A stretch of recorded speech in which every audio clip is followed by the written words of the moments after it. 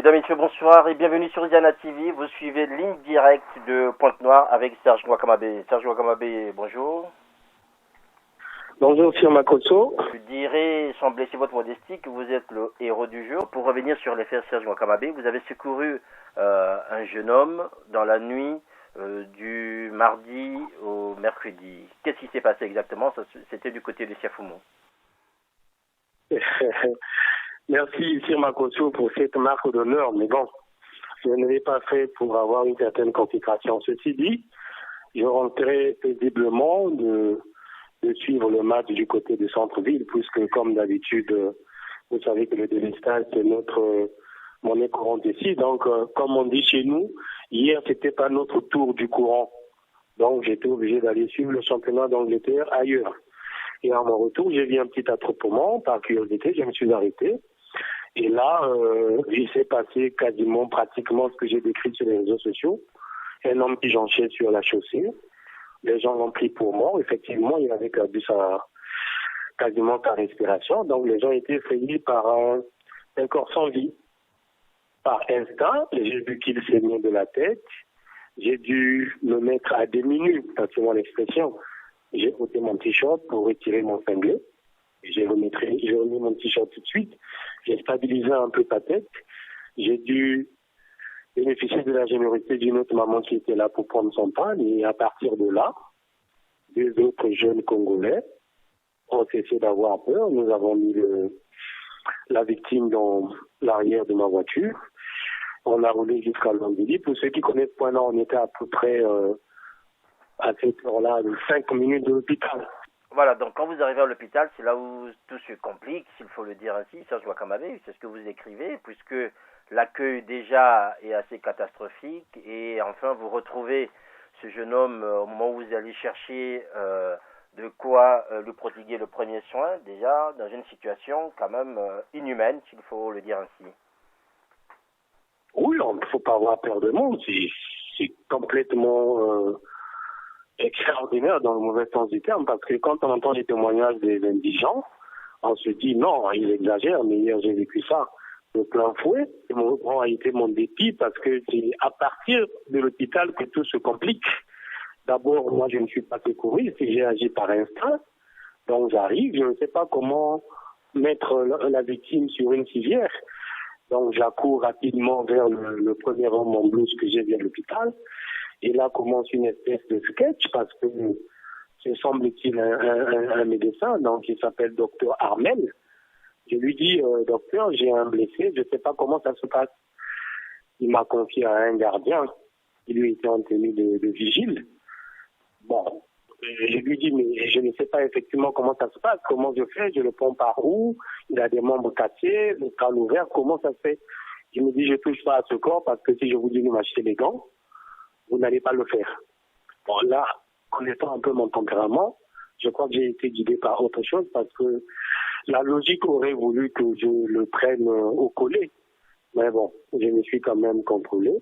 Mais bon gré, mal gré, avec les deux accompagnateurs, on a tripoté, passez-moi l'expression, la victime, on a réussi quand même à le poser sur la civière.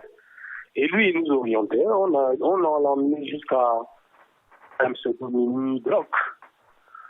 Et à partir de là, il y a un autre jeune qui est arrivé, un certain docteur Nekoyo Meyoko, je ne sais plus trop.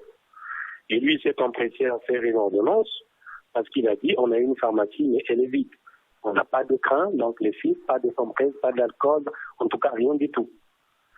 Je commençais à retenir mon souffle parce qu'à 23h30, le modeste comme je suis, je ne peux pas avoir une certaine somme sur moi, ni à la maison, ni dans mon compte bancaire d'ailleurs. Et donc, il me tend l'ordonnance. Je prends un des frères parce que l'autre était déjà fâché.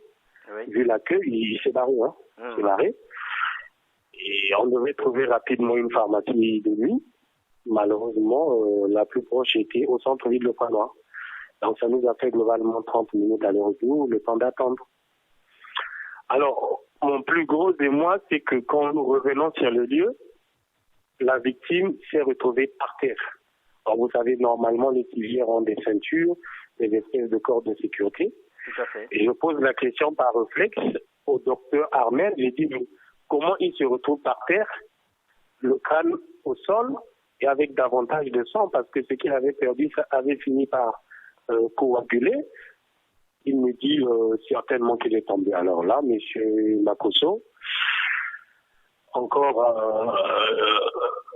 un acte de maîtrise parce qu'à ce moment, normalement, on aurait quand même pu avoir le droit de la semer de coups. Mais bon, ça, je vous parle avec le cœur. On a tout fait, on l'a relevé, on a posé sur l'espèce de housse qui habille la civière. Et enfin, quand on a transmis nos courses là, pharmaceutiques, on a trouvé un robinet quand même pour se laver les mains. On avait du sang entre les mains. Bon, on a démarré pour prendre la sortie. Finalement, mon compagnon avait beaucoup plus de maîtrise que moi en termes d'expression. Il a dit, s'il vous plaît, pour l'amour de Dieu, on a fait ce que nous pouvions, essayer de sauver cette vie parce qu'il respire encore. Et quand on arrive au niveau de la barrière de sortie, le gardien hésite à nous d'ouvrir le portail. Il nous dit, on vous fait signe derrière. Je retourne la voiture, je repars voir le jeune médecin de moins de 40 ans. Il dit, oui, docteur. Il dit, oui, mais est-ce que vous ne pouvez pas nous rajouter 2 paires de gants?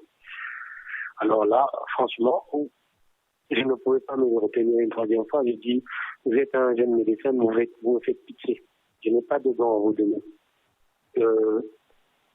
Débrouillez-vous avec ce que vous avez parce que franchement, c'est pas que je veux politiser la chose, mais on nous casse les oreilles à longueur de journée en nous disant que les césariennes sont gratuites dans les hôpitaux, le traitement du paludisme est gratuit dans les hôpitaux.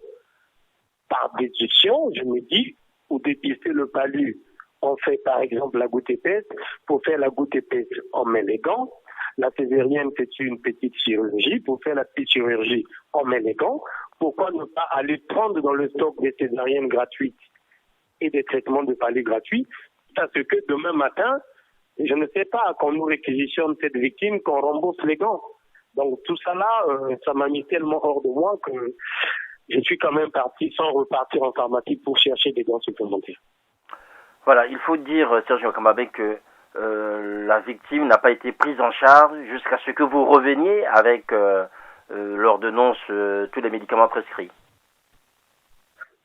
Naturellement, il semblerait que ça se passe comme ça, que le personnel médical est débordé, que la pharmacie de l'hôpital n'est jamais garnie, et les quelques rares fois quand c'est garni, je pense qu'il y en a qui se livrent à des méthodes peu courtoises.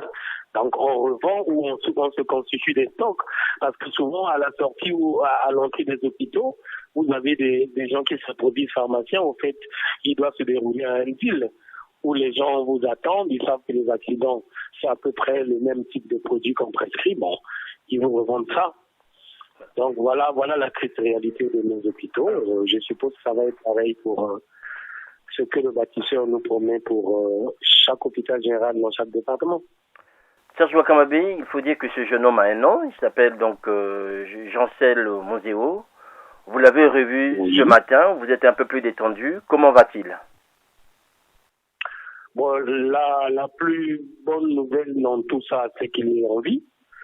On ne peut pas dire qu'il a une mieux parce que je pense qu'il est encore très douloureux parce que je ne sais pas si on lui a mis suffisamment d'anesthésie, moi je n'en sais rien, mais il parlait à peine, il a quand même pu me communiquer son nom et me donner le numéro de téléphone d'une partie des membres de sa famille que j'ai d'ailleurs retrouvé là-bas de façon fortuite. Hein. C'est auprès de moi que une famille constituée de 3 dames s'est vouée pour se renseigner, croyant que je faisais partie du personnel de l'hôpital. Donc la bonne nouvelle, c'est qu'il a envie, il respire, il parle un tout petit peu. Mais encore une fois, je l'ai trouvé dans les couloirs isolés sur une civière basse, en attente des parents qui devraient venir pour payer, s'il vous plaît, les séquences de radio qui sont à faire dans l'enceinte même de l'hôpital de Luandili. Ça veut dire qu'au moins, le matériel de radiographie existe. Le patient, il est là en attente de ses examens, mais vous payez avant, ensuite, on le prend en charge, mais sinon, il crève. Donc voilà un peu mon sentiment mitigé de ce matin. Donc il n'a pas encore été placé dans une salle qu'on l'avait trouvé en fait, toujours dans le couloir. Mais en attente de paiement de la radio. C'est-à-dire que moi, en arrivant, il avait déjà quand même pu communiquer un numéro de téléphone au personnel de relève de ce matin. Ces gens-là, je suppose que ce sont eux qui ont appelé les 3 dames que j'ai vues. Mais à côté de ça, on ne fait rien. Vous venez, on vous tend. D'ailleurs, c'est à moi qu'on a attendu le bulletin des radios. Vous payez, ensuite vous faites des radios. Dans Loindili, il y a un autre commerce classique qui s'exerce là, au-delà du fameux serment d'Hippocrate. Donc, c'est quand vous avez payé qu'on le prend en charge, au moins pour les radios, ensuite pour les autres ordonnances. Alors, Serge Ngouakamabé, en décidant en fait de rendre public cette affaire, quel est votre objectif et qu'est-ce que vous voulez finalement? L'objectif final, c'est de créer une espèce d'électrochoc pour que les pratiques dans nos hôpitaux soient médiatisées pour que, je l'espère, la mentalité du personnel soignant change tant soit peu. Si ça peut servir d'un électrochoc, à ce moment-là, j'aurais dit sur ce volet-là, mon objectif aurait été atteint. Voilà, merci Serge Ngouakamabé. Je rappelle que vous écoutez le Pointe-Nord, vous étiez en direct sur Ziana TV. C'est moi, monsieur Firmakos. Merci à vous.